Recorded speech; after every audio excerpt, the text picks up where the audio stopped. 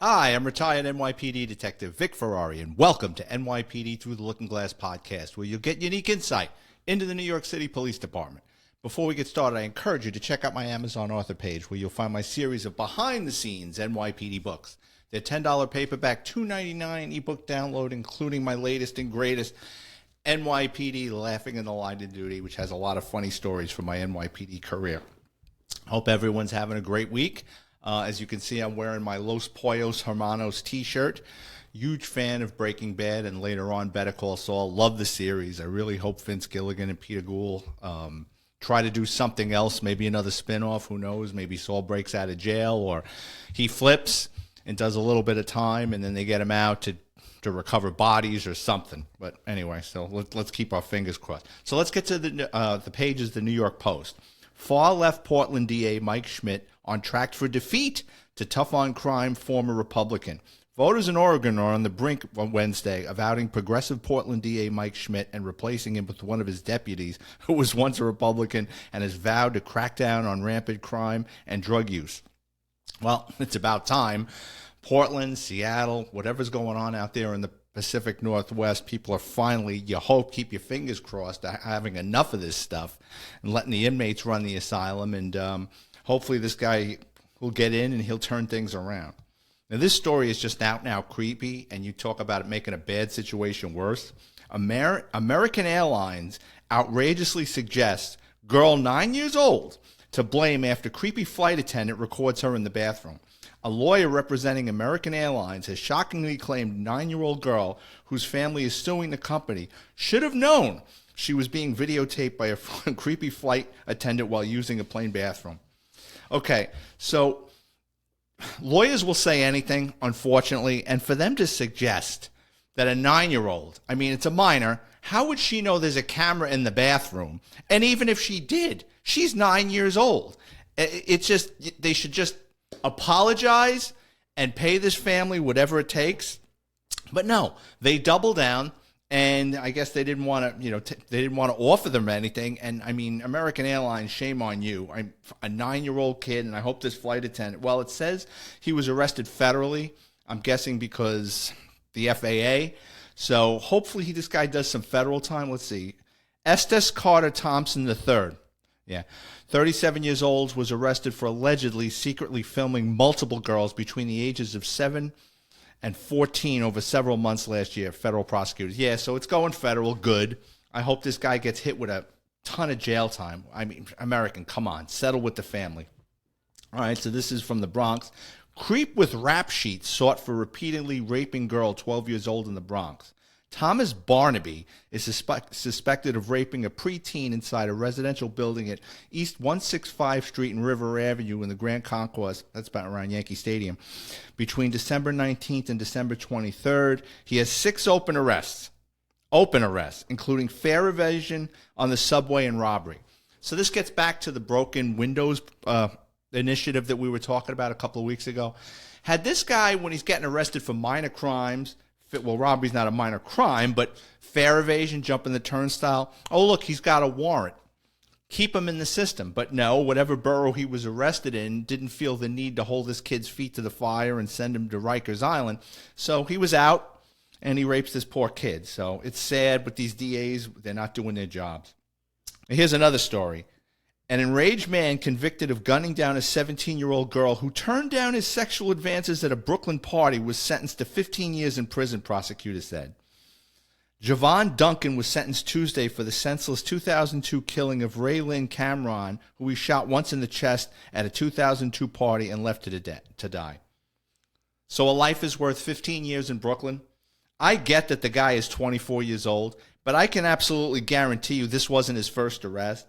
He goes to a party with an illegal handgun, shoots this poor kid in the chest, takes her life, and it didn't say it went to trial, so chances are they plea bargained. So 15 years, let's see.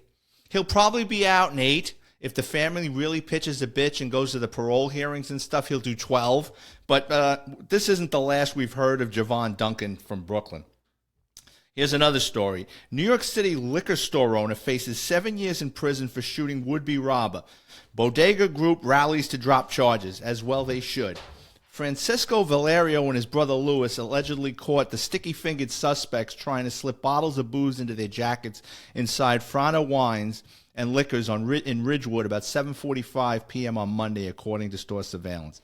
So apparently these guys are trying to steal something. It gets out of hand, probably got into a struggle. But this is what people don't realize. We're getting numb to the fact that people are just running into stores and taking things.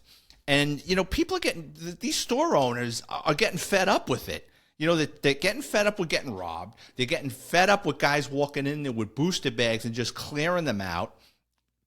So this turns into screw around with someone's livelihood and find out what happens. Because these perps are so used to just breezing in and out that when someone confronts them, instead of just dropping what they have and getting the hell out of there, no, they're going to fight them. Well, you screw around and you find out. I hope these bodega owners, the charges are dropped as they rightfully should.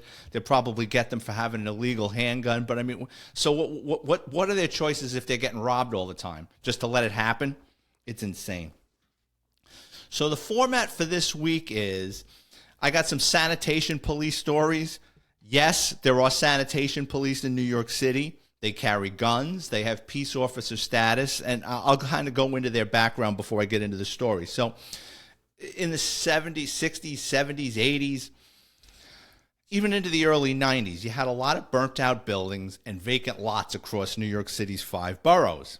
And illegal dumping was crazy. So someone that owns a tire shop and they don't want to pay for having their tires removed, they dump the old tires in a vacant lot. Or someone that just got their cabinets done and they're redoing their kitchen and they don't want to haul the old cabinets out to the dump in Brooklyn and pay for it. They just dump it in a vacant lot. So dumping was rampant in the 5 boroughs, and they created the sanitation police. They do more than just illegal dumping, but what these guys do is they hang around vacant lots. They do a lot of things, but that was their main purpose, was to go after people for illegal dumping.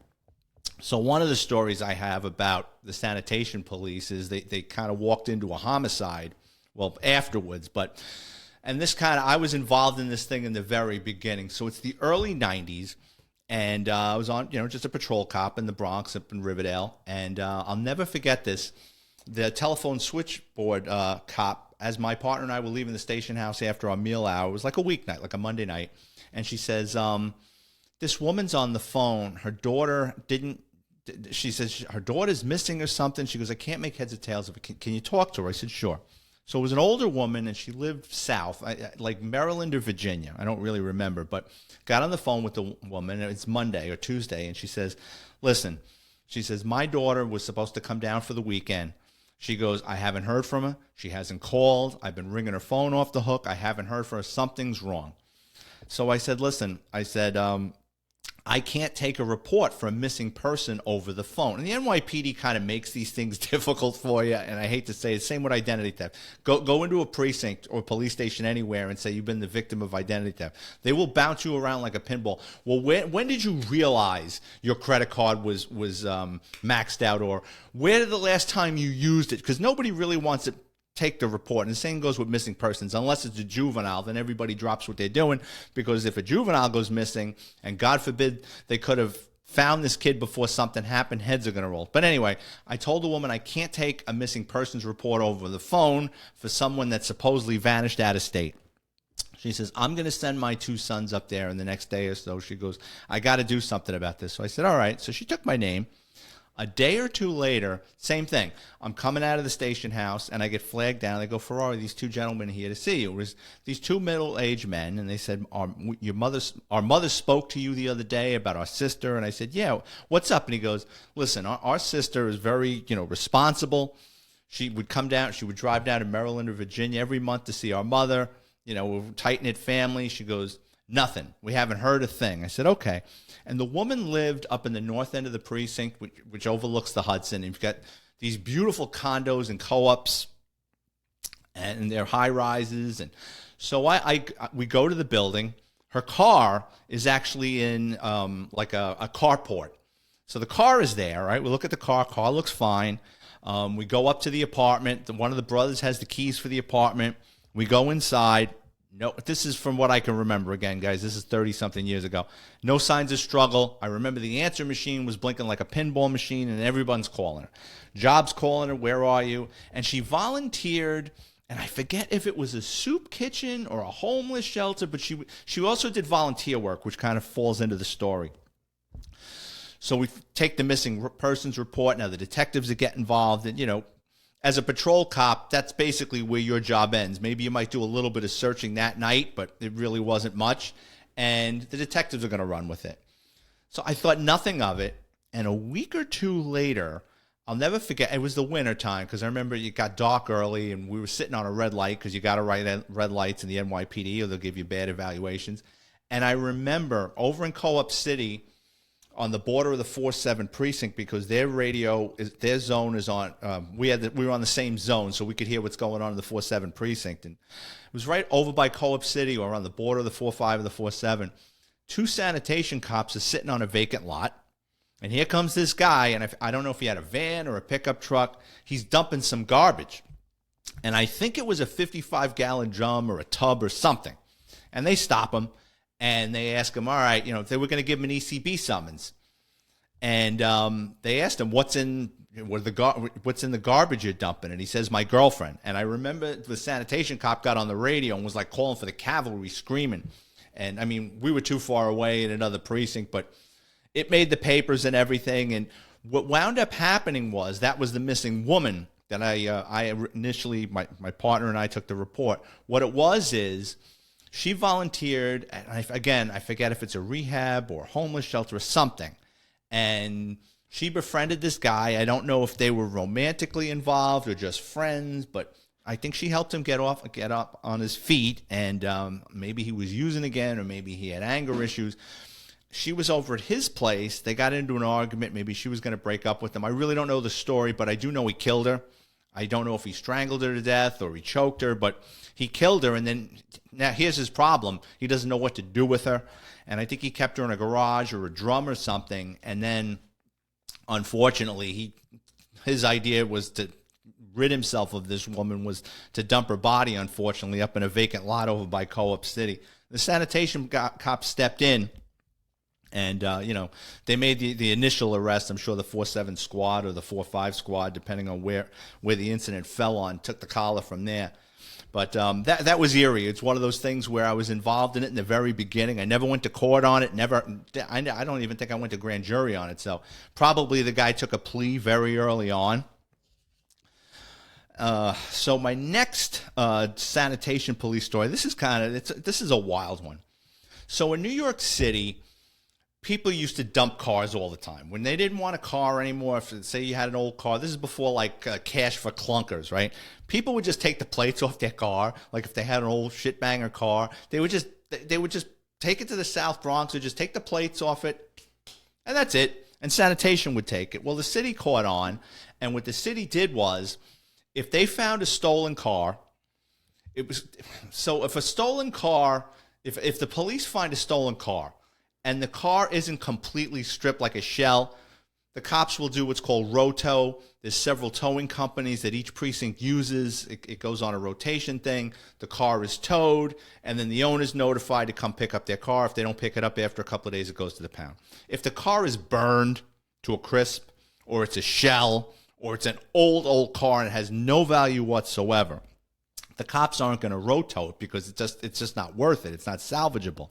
So what happens is the sanitation police come around and they put these stickers on it, and they sanitize the car. So what they do is when they sanitize a car, if the car was reported stolen, the sanitation police cancel the alarm on the shell, and then sanitation has a contract with the city.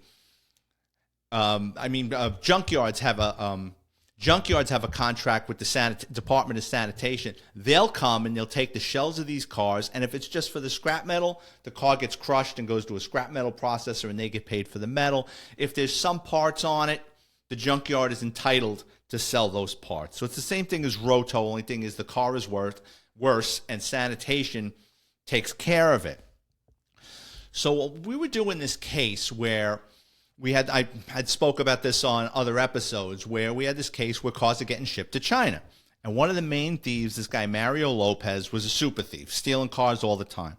Well, Mario, we picked this up. We were listening to him do it on a wiretap. What Mario did was he stole an Audi TT, those nice little Audi sports cars, took all the VINs off the stolen Audi, and then he put a salvage VIN numbers on the car, and he registered it. So he's driving around in the 114 precinct in Astoria, Queens, and the 114, it was over the weekend, and the 114 precinct cops stopped the car, and they don't really know, the paperwork doesn't look right. They don't think they have enough to arrest him. Maybe auto crime wasn't working that weekend, whatever. They took the car from the thief Mario because they knew something was up. They vouched the car. They gave him a receipt, and they were going to send it to the pound and have the auto crime division look at it. Well, Mario knows he's on the clock because it's only a matter of time before detectives from auto crime go out to the pound or the 114 a day or two later. And what are they going to do? They're going to find the confidential VIN number. It's going to come back stolen. They're going to go lock up Mario. Mario is a very intelligent thief. What Mario does is he goes and steals a U-Haul truck. Well, let's back up. Mario goes back to the 114 precinct that night and steals the car out of the parking lot. So in an NYPD precinct, every shift, the desk officer makes the assistant desk officer go out into the parking lot and count the cars that have been vouchered. Car is missing.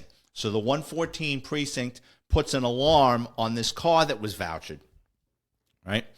Mario takes that car. He doesn't want to get rid of the TT. So what he does is he goes and gets another Audi. He gets a salvaged Audi, another salvage Audi, and he takes the VIN number he takes the fake VIN number that was on the first car. He puts it on a salvage Audi, chops it up into parts, puts it in the back of a stolen U-Haul truck. Talk about balls. So he's got a chopped up Audi in a stolen U-Haul truck, and on the midnight drives the U-Haul truck into the 114 precinct parking lot and leaves. So a couple of cops come outside. They see a U-Haul truck in the back of the parking lot. Who parked this here? They run the plate. The U-Haul truck is stolen. They open up the back of the truck. There's pieces from an Audi. They start running the VIN numbers on the pieces from the Audi. That's the car. Someone chopped it up and brought in pieces and brought it back. So what do? They cancel the alarm on it. So then Mario now just rolls out the Audi TT, the first Audi TT. It's a little complicated, but when that happened, I said to I'm listening to this because we knew what was going on listening to this on the wiretap. And I remember saying to myself, how would Mario know about a sanitation cancellation? Because those sanitation guys keep things pretty close to the vest. There's not many people that know about it. Now, it has changed. I'm not giving up state secrets here. That has since changed, and I'm not going to go into how it's changed. But anyway, back then you could get away with it. So what winds up happening is we take that case down, and I asked Mario. We're debriefing Mario. Mario's now giving up guys for homicides and stuff. So we're figuring the sanitation thing. He's going to tell us how he knew that, and very vague about it. Just really wouldn't. Like he's giving up homicides, but he really wouldn't go into that. And I just said, that always puzzled me how he would know that. And I remember looking back. So after you do a case with his wiretaps, you have a listing of everybody he called, and you had to go around. So after a wiretap, you have to go around and tell everybody that's on that list, hey, you give them a piece of paper that basically says United States, state of New York versus so-and-so. This person's phone was tapped, and we've listened to phone conversations with you. You're just giving them the heads up. Listen, you were talking on a tapped phone. Sometimes, it could be the guy's mother. It's nothing criminal sometimes, but you have to notify everybody that their phone was tapped. Well, not their phone was tapped, but the person they were speaking to, their phone was tapped. And I remember a specific name on that wiretap and a specific address. And I asked Mario one time, I says, who are these guys? And he goes, oh, I grew up with them and I rent a garage from them. And he was very vague. And there was so much going on with that case with homicide and stuff. I just never got, it wasn't my case to begin with, but I just moved on from it. So probably, I don't know, 5, 6, 7 years goes by. I'm like in the twilight of my career. I'm retiring in like months. Like basically, I'm not picking up cases. I'm just kind of going through the motions. I'm transporting prisoners. I'm not really getting involved in too many things. I'm retiring, right? And a guy from the sanitation police walks into our office. And this sergeant, newer sergeant, is giving this sanitation cop tour of the office and blah, blah, blah, blah, blah, blah. And he says the guy's first name, which is, it was not a common first name. And my head turned. And then I looked at his name tag, and it was the name from the wiretap from years ago. And I asked him, I go, do you, can I ask you a question? The guy goes, sure. I go, do you live on such and such a block or had property there? And he goes, yeah. How do you know? And I said, do you know Mario Lopez? And like, all of a sudden, you could just see like the wheels spin in his head. I go, now I know. I says, now it makes sense. I said, you're the guy that told him about the sanitation cancellation.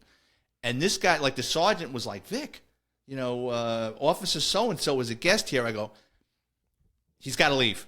Just show him the door. He's got to leave. So the sergeant was like embarrassed, and he's like, listen, I'm really sorry, blah, blah, blah, blah, blah, blah. And then, what the hell is the matter with you? And when I explained it to him, he goes, I'm going to have to make a phone call. I says, yeah, you should make a phone call. Well, what's funny is doing the research for this podcast, that guy was called to testify in a federal trial. So one of the homicides Mario was involved in, so that guy was called to testify in a federal trial. So Mario was involved in a bunch of homicides. He actually was the wheelman for this guy, Fausto Gonzalez, who killed more people than cancer. And this sanitation guy was actually one of the guys that he testified in federal court in Connecticut about being around before and after a homicide. Not that he was involved in it in any way, this guy, but he was with these guys, and obviously he knew them. I don't know whatever happened with it. As far as, like I said, I was retiring. I looked into it. This person has since passed. But, Mario never said how he learned this whole deal, the scam about how cars, when they get canceled by sanitation, then you got a clean car. But I'm fairly sure that this guy was behind it. It all kind of dovetailed together. My last sanitation story has nothing to do with the sanitation police, but it's a sad story, and maybe some of you from the New York City area will remember this. In 1996, you had this sanitation worker by the name of Michael Hanley, and I think it was in Bensonhurst, Brooklyn. He and his partner are picking up garbage, and it's the last stop of the day, and they throw a whole bunch of garbage in the back of the sanitation truck, and they push the button and the blades come down and crush the garbage and compact it and push it to the back of the sanitation truck. Well, somebody threw a canister of sulfuric acid in the garbage. This poor guy and his partner throw a can. They don't know. It's not marked sulfuric acid. They wouldn't have touched it, obviously. They throw it in the back of the truck, and when the truck crushes it, it sprays the two sanitation workers with sulfuric acid. So you can't think of a more caustic, substance than sulfuric acid. And unfortunately, this guy, Michael Hanley, was married, and he had 4 daughters, and the poor guy died, and his partner had burns to his face and arms. He survived. And to date, no arrests have been made. And this happened in, I believe, in Bensonhurst, Brooklyn in 1996. There's a reward for this. My Brooklyn listeners, if you know somebody, please get in touch with Crime Stoppers. Their phone number is 800-577-TIPS, or you can reach out to me on social media. I will make sure this information goes to the right detective squad. I'll make sure it gets handled. But again, it was in 1996. The guy was a sanitation worker. He was killed by someone put sulfuric acid in the garbage. This person should be charged with criminally negligent homicide. The guy's name was Michael Hanley, and he left behind 4 daughters and a mother, and a wife. So please, if anybody knows anything about this, call Crime Stoppers at 800-577-TIPS, or please reach out to me on social media, and I promise I'll make sure this gets to the right people.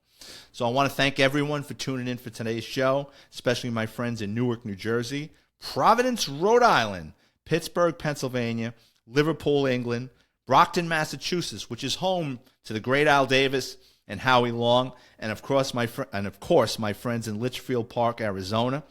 If you're watching the show on YouTube, please hit the subscribe button and the like button. I greatly appreciate it. If you work in law enforcement or have an interesting criminal background and would like to be a guest on the show, please drop me a note on Twitter or Instagram at VicFerrari50. If you're a true crime author or you write in a true crime genre or a blogger, you have an interesting story, reach out to me. I'll listen to your pitch because I love to have guests on the show. It makes my life easier. If you enjoy the content, check out my Amazon author page. Type in my name, Vic, Ferrari Like the Car, where you can preview all my books for free, including, well, I'm going to change things up a little bit. Confessions of a Catholic High School Graduate. And that book deals with my childhood and being a little son of a bitch running around the Bronx and turning my life around. So I want to thank everybody again for tuning in. My Irish Wolfhound, I named her. Her name is Chelsea. She's getting big. She's really pushing me to the limits. I mean, my other two Irish Wolfhounds was so easy to train. This one, I take her outside, I bring her back in, and she poops on the floor, she pisses on the floor, but she's so damn lovable, you can't hold it against her. But anyway, I want to thank everyone for tuning in, and I'll have another episode out next week. God bless.